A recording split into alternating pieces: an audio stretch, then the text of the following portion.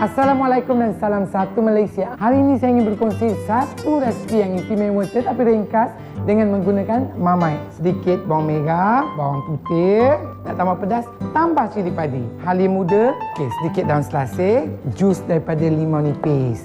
Masukkan sedikit dadir, minyak masak. Bahan yang paling penting dalam resipi ini ialah mamai. Mamai ni ada macam-macam vitamin, ada riboflavin, ada thiamin, ada niacin yang memang orang kata berguna untuk tubuh badan lah, sesuai untuk semua peringkat umur. Okey, kita perlukan sedikit garam, pisahkan aja.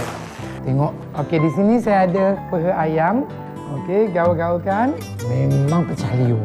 Okey, dan sekarang kita nak bakar dia pada suhu 180 darjah Celsius selama 20 minit.